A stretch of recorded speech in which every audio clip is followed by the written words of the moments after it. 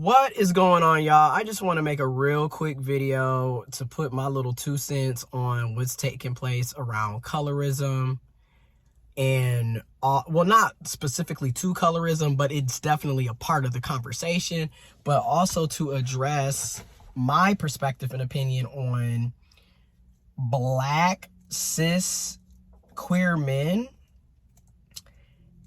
and the BBC, or the fetishization, the sexualization of Black cis men, and in particularly Black gay and queer men.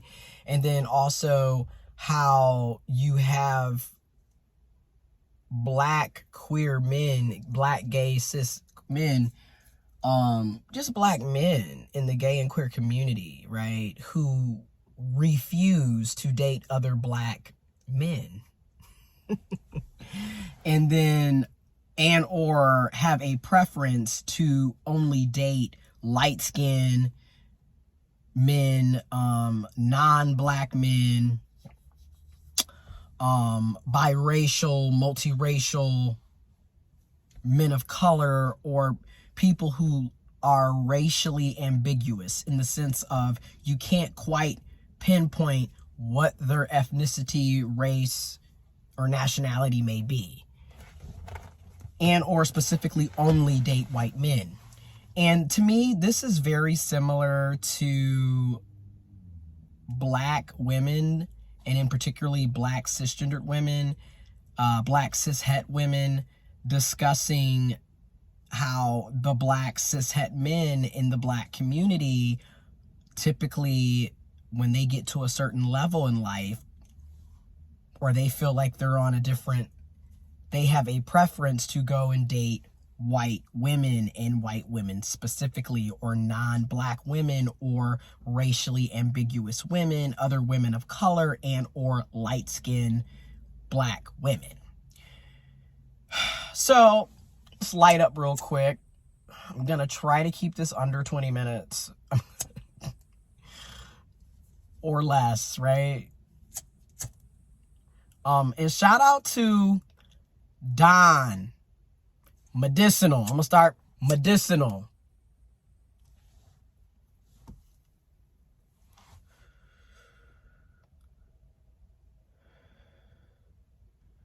When you always working 24/7, always on the grind, it's moments like this where I'm like,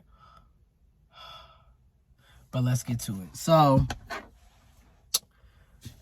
there's this notion, right? So, like, first of all, to me, you also have to look at the fact of the historical analysis when we are talking about white supremacy, anti-Blackness, racism, and also internalized hatred, right? So you have people who are Black who hate the fact that they're Black. You have people who are gay who internalize homophobia. You have people who are misogynistic, and yes, queer men can be misogynistic. Gay people, LGBTQ plus people can be misogynistic, okay? Women can be misogynistic. People internalize and people project, and people can be these things, okay? So I think that's so important to look at, because when you look at it from a historical lens, the notion that dark skin, dark complexion, African features, people who have, descendants from Africa, from the continent of Africa, or from Black people, etc., there is an anti-Blackness, the view that it's less than, that it's not as attractive, that we're not smart, that we're not educated. And then the darker the complexion, the more the negative stereotypes, the more dehumanizing it gets. And then the more light like the lighter the skin in Black and brown communities, because it's also Hispanic, Latino, Native American, Indigenous, Asian, African, etc.,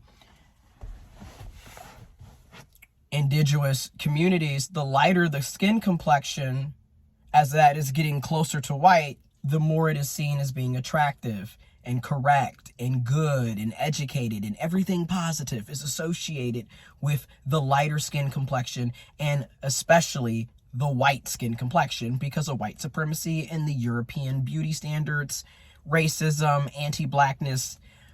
I'll have information in the description box below because I'm trying to keep this at 20 minutes or less. So when you look at it from the historical analysis, I get it. You can see why people are attracted to what they're attracted to. This is why I'm always saying, are they your preferences, or is this what you were indoctrinated with and told that this was ugly, this was nasty, this is beneath you, this is disgusting, this is demonic, etc.? Because a lot of times the social constructions are real. You know what I mean? Like, they're social constructions that people within that society create and put value and worth and definition to, and then base their entire lives around those social constructions. And literally a lot of us, you know, even now, for Gen Alpha to Gen Z to millennials to Gen X to baby boomers to the silent generation and beyond and beyond and beyond and beyond, have been basically told that, you know, people need to be looking a certain way. Typically, they need to be white or lighter complected, lighter skin, blue, green, hazel, colorful eyes, light brown eyes, green eyes, blue eyes, straight or curly hair, and curly in the sense that it's loose to mid curly type curls, not tighter curls, because again, when you look at how anti-Blackness and just the racism, it goes deep and deep. But there's so many nuances and lenses and perspectives to look. I'm actually thinking I'm going to try to make this into a series, because I don't want to just always bombard people with straight up 20-minute or less videos. Like, sometimes it could just be a 5 to 10 minute video, and then part 2, part 3, part 4. And if you care to look at it, there you go. But so when you look at it from that lens, you see why people choose their preferences, okay? What they find attractive, what they don't find attractive, and how they view themselves and how they view other people, and even down, obviously, to how we treat folks, how we treat ourselves. So looking at the black gay men, the black queer men who have a preference to only date white men, or to specifically mostly date white men or men of color or lighter skin, light skin, black men or men of color or non-black men. First of all, everybody is always on this, my preference, you're right. Everybody has preferences, and I've been saying this for the longest. It's funny, people enjoy having their preferences until they are not the preference of the person that they have a preference for. And you know what's hilarious about this whole ordeal? More often than not, your preference does not view you as a preference to them, and vice versa. See, again, and you know I go in this because I gotta bring it up.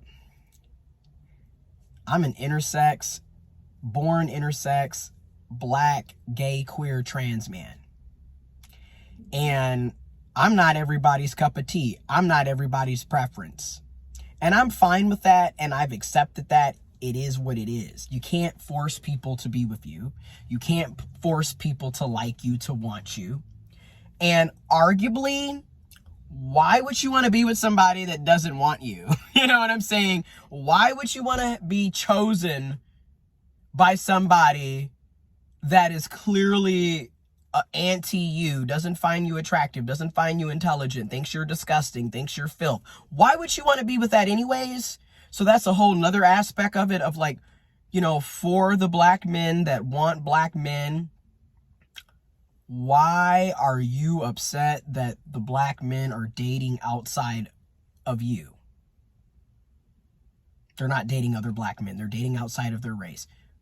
Why does it matter? If they're telling you that they're not interested in you, or they don't like you, or that you're not their preference, accept that and keep it moving. Go talk to the other black men that do want black men in the gay and queer community. And I say that to the black women as well. Go talk to the black men that do want to be with black women. All right? And at the same time, nuances. That historical analysis that I was just talking about is why many of us have the preferences that we have. It's not through necessarily choice. It's through socialization and social constructions, and depending on the society that you grew up in. Because you literally have people in the black community that will not date dark-skinned people. Darker skinned African-American, black folks, people of color. Only want to date people that are light-skinned or racially ambiguous or non-black people or other people of color, or specifically white people, even though they can be dark-skinned, they can be light-skinned, they can be black, but they don't want to date, and they don't find, or they claim, or they say, or they don't find other black people attractive. So you do have that. And you know, people are always like, oh my God, I can't believe, and blah, blah, blah. It happens. And then again, when you're constantly being bombarded with indoctrination that dark skin is unattractive, that, you know, black people and African people and people in Africa and etc. and indigenous people, etc., people of color are savages and barbaric and less than, well, some of us are actually going to internalize that. Arguably, many of us do in some form or fashion, because you're literally being taught to hate yourself by society. And then we're being told what is supposed to be attractive, what we're supposed to want to aspire to look like and be and have relationships with, right?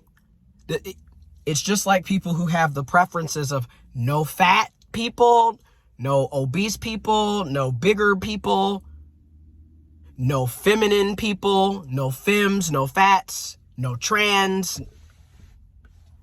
I mean, if you got on Grindr, Jack, any dating app, you will literally see people put this type of ish in their biography description box on their dating profile.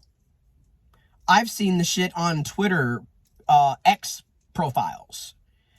So, and again, when I see that, I'm just like, well, clearly not into me, so I'm going to go on to the next, right? That's me personally. And at the same time,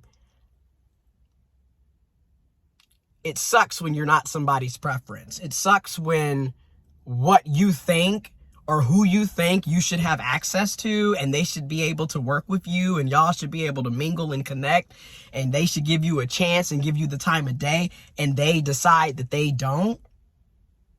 That hurts. It is a blow to the ego. It is a blow to self-esteem. And then two, it further highlights that particular group, demographic, that particular identity, that particular look, that culture, those features, what have you, is second class, third class, fourth class. It's less than. It's lower on the totem pole. So all of this has so many different ways of hurting and damaging and causing problems. And at the same time, respect to people's rights and freedoms and bodily autonomy. You can't force people to be with you. You can't force people to want to date you, be in relationships with you, be romantic with you, be sexual with you. Consent matters. And again, I'm just a firm believer in go where you're celebrated, not where you're tolerated. Part 2 is coming up.